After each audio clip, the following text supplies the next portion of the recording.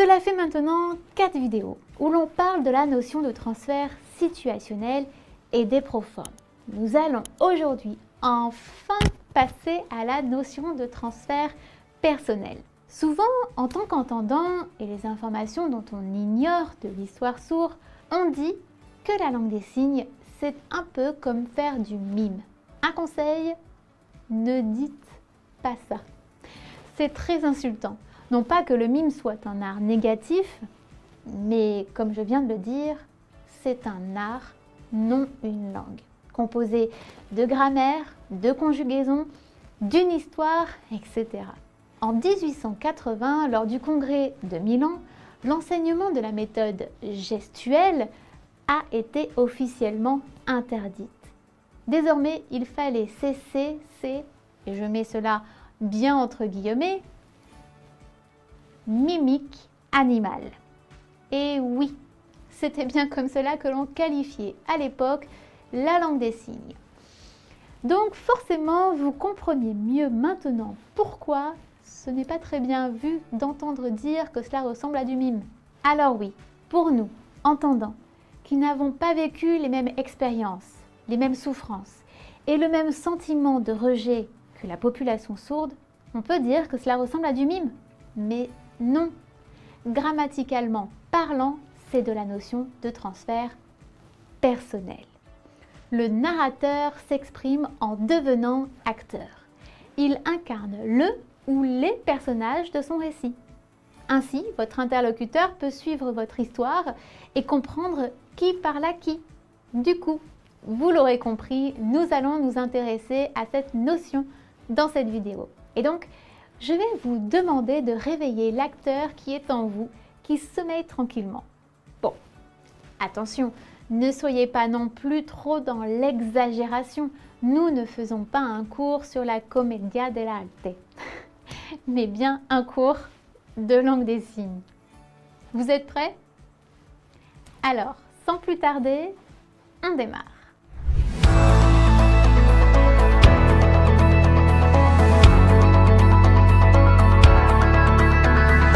On passe donc au transfert personnel. Et bien comme le nom l'indique, qu'est-ce que c'est que le transfert personnel? On rentre dans la scène. On devient donc acteur. C'est vraiment, hop, vous voyez la scène ici, transfert situationnel, on faisait la scène comme ceci. Et le transfert personnel, on prend la scène et on s'y met dedans. On est dans la scène.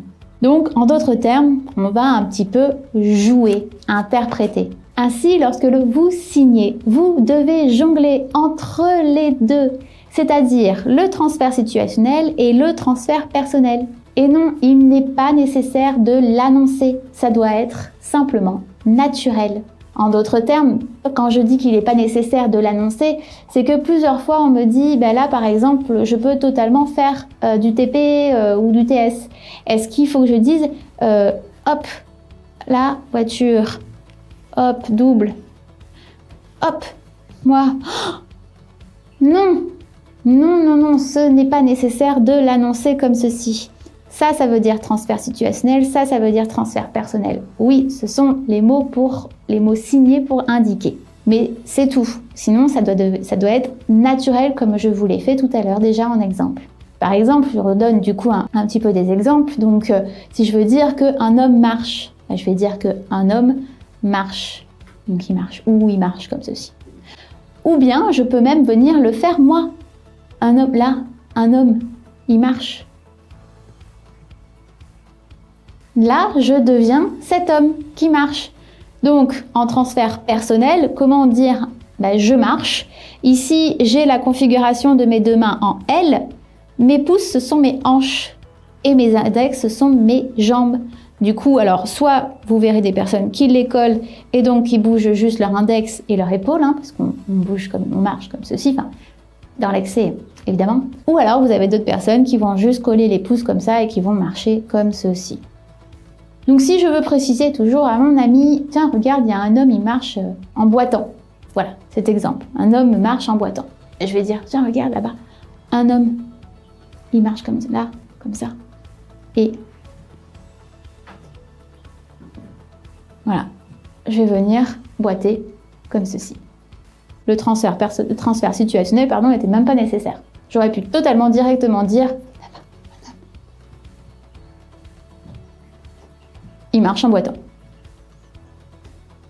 C'est tout. En gros, là, ce que je vous ai traduit en langue des signes, c'est homme. Un autre exemple. Si par exemple, je vous dis ceci. Hier, j'étais sur l'autoroute, il y avait un embouteillage de dingue. J'en ai eu tellement marre que j'ai décidé de sortir de la voiture, me mettre de l'autre côté de la glissière de sécurité et en profiter pour appeler des amis. Comment traduire cette phrase? En langue des signes, ça donne ceci.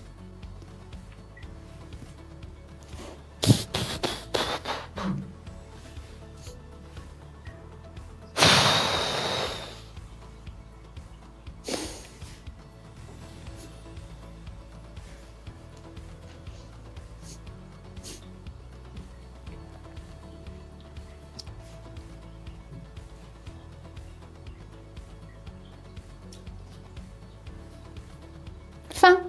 Ok. On va la décomposer et je vais vous montrer, je vais vous l'expliquer un peu mieux. Donc, qu'est-ce que j'ai dit? Déjà, toujours, on respecte la syntaxe de la langue des signes qui est d'abord commencée par le quand, où, quoi, qui, verbe.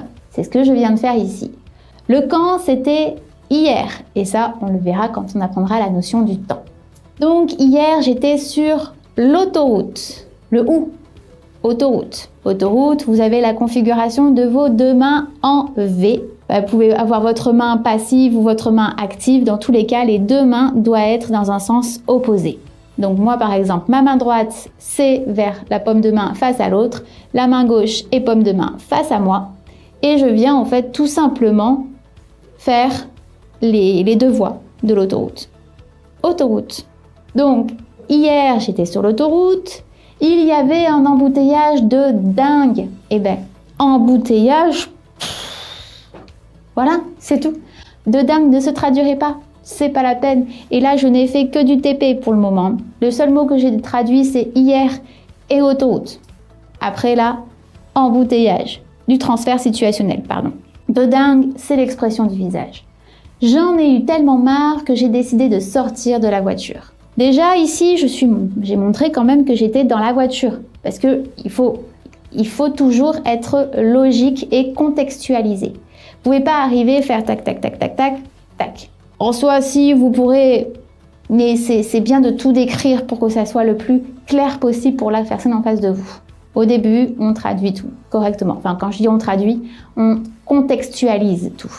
Donc ici, je montre que je suis du côté passager. Hop, je montre que j'en ai tellement marre. Donc je montre embouteillage qui est visiblement pas prêt d'être fini. Donc j'ai décidé de sortir de la voiture. Je reviens ici, je montre que je sors de la voiture. Je peux pas faire tac tac tac direct, ça ne marche pas parce que je suis dans la voiture. Donc je peux pas marcher dans une voiture. Donc je montre bien que je sors de la voiture, donc individu en proforme, que je la contourne. Après, je suis venue un petit peu marcher comme ceci, j'ai fait ça. Ça veut dire que j'ai enjambé la glissière de sécurité. Et ensuite, j'ai dit, j'en ai profité pour prendre mon téléphone et appeler des amis.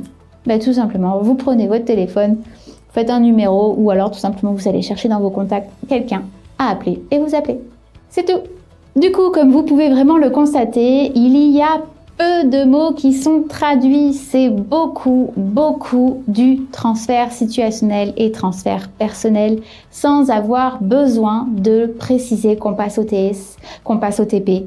Ce serait trop compliqué. Ça doit être naturel. Lorsque l'on échange en langue des signes, on utilise le TP-TS énormément. Donc on utilise énormément son espace. Il y a quelques mots en fait du vocabulaire et beaucoup du jeu d'acteur. J'espère que vous avez aimé cette vidéo. Avant de vous laisser tranquille, je souhaiterais revenir sur mon exemple. Celui où je suis dans un embouteillage sur l'autoroute.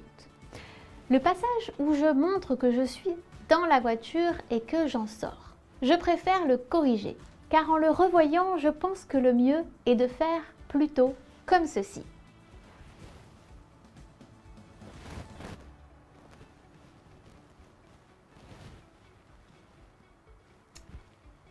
C'est bien mieux. Et surtout, cela permet à notre interlocuteur de comprendre que l'on est bien dans la voiture et non sur la voiture. Vous comprenez la nuance de ce proforme? Bon, c'est un détail, mais c'est important. Dans la voiture, sur la voiture. Voilà, c'est tout pour aujourd'hui. Il n'y aura donc pas de quiz. Dans la prochaine vidéo, nous verrons un dernier exemple sur le transfert personnel.